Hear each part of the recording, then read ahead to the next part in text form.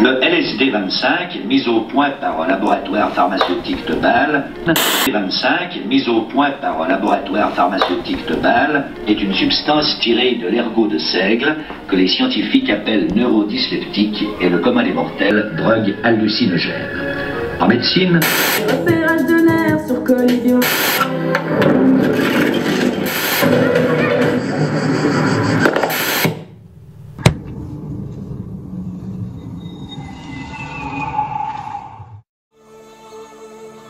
Le soleil se lève sur la jungle estudiantine genevoise. Dans cet écosystème tout particulier, plus de 17 000 espèces se côtoient. Plusieurs centaines d'entre eux ont le même but: passer l'hiver sémien afin de survivre jusqu'à l'été prochain. Cet environnement stressant et hostile pousse certains à évoluer, développant ainsi des capacités d'adaptation inespérées. Des années de pression de sélection ont favorisé l'apparition du lapin, particulièrement habile et versatile.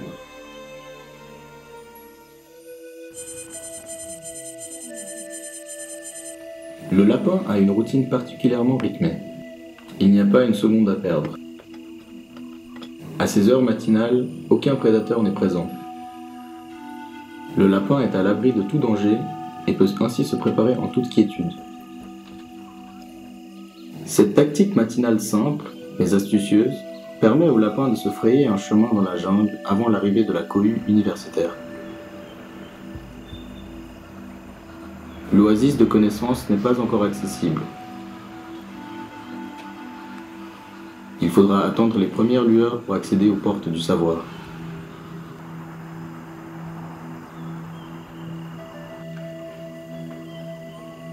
L'absence de prédateurs lui permet de trouver une très bonne place.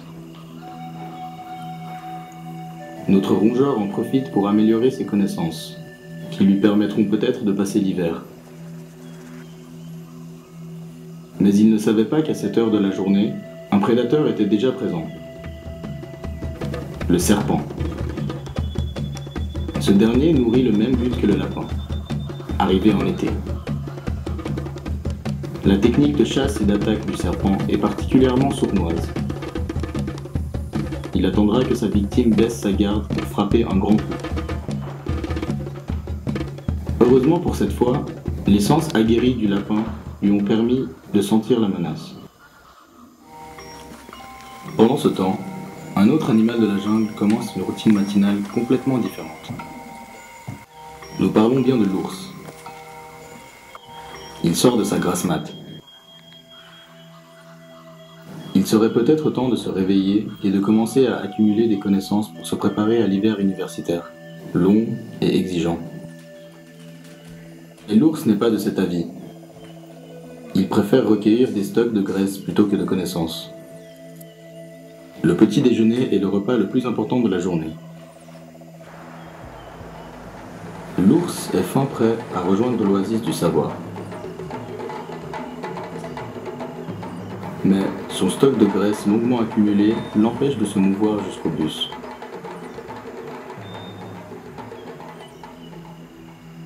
Il décide donc de remettre ce trajet à plus tard. Retournons maintenant en auditoire Marguerite Champandal, autrement appelée B400. À peine le cours de thermodynamique des fluides touche à sa fin, qu'un troupeau d'éléphants se presse auprès du vieux sage pour essayer de gratter des poussières. Pas de chance pour le lapin qui avait la même idée. La loi du plus fort règne toujours dans l'Amazonie universitaire genevoise.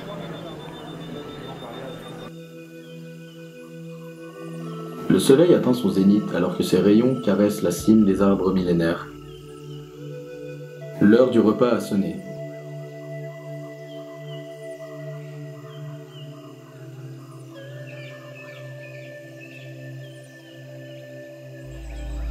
Le tigre a besoin d'un repas protéiné après son passage quotidien à la salle. Il faut bien s'entretenir pour rester le roi de la jungle. Malgré son repas calorique, le tigre aperçoit une nouvelle proie bien plus alléchante.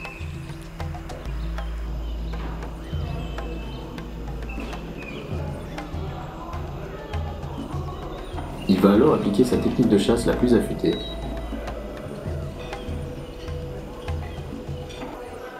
29 docteur. Le tigre semble avoir confondu séduction et harcèlement. En période de grand froid de la jungle universitaire, l'ours, lui, pense avoir trouvé la technique en hibernant dans sa tanière. Il continue sa quête de graisse. Chacun sa technique pour passer l'hiver. Contrairement à l'ours, tous les animaux en phase postprandiale se mettent au travail à la bibliothèque. Lieu le plus redouté par tous les animaux. La tension qui y règne en pousse plus d'un à l'abandon. La compétition est tellement rude qu'elle en devient presque palpable. Dans son anticipation habituelle, le lapin avait prévu le coup du lapin et déjà réservé sa place.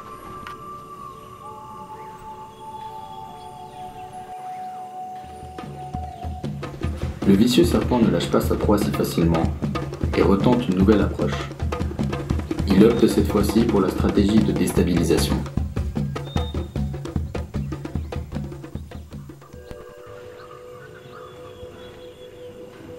Mais la bibliothèque est habitée par plus d'animaux machiavéliques qu'on ne pourrait le penser.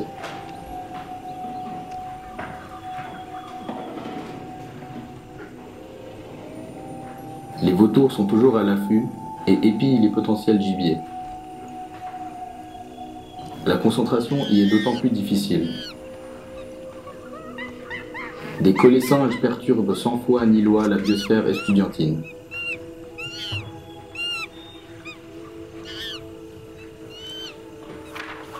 L'évolution du lapin l'a cependant doté d'une ouïe capable de filtrer le chahut quotidien des collégiens. Mais aujourd'hui, un événement unique a lieu. Après 3 mois de sécheresse sociale, de travail acharné et de week-ends sans soirée, il est enfin temps pour tous les animaux d'aller s'abreuver avec l'arrivée des premières pluies. Tous se dirigent vers la source, sachant qu'il est impossible d'atteindre l'été sans la moindre goutte d'eau. La mousson est finalement là.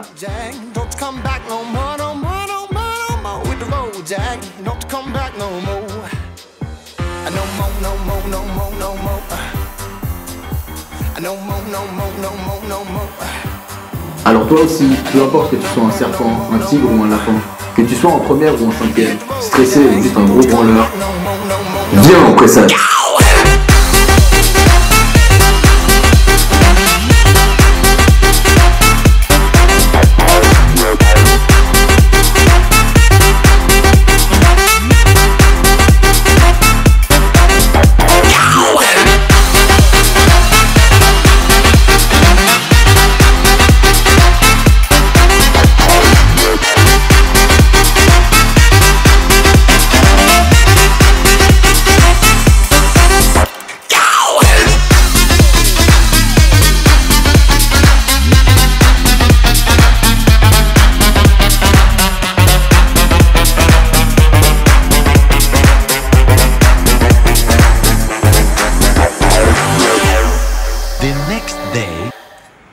D'ailleurs, sache que les statistiques montrent avec certitude que 98,7% des étudiants qui sont allés au pré-saturnal ont réussi leur année. Et ceci avec une valeur P plus petite que 0,05. Oui, plus petite que 0,05.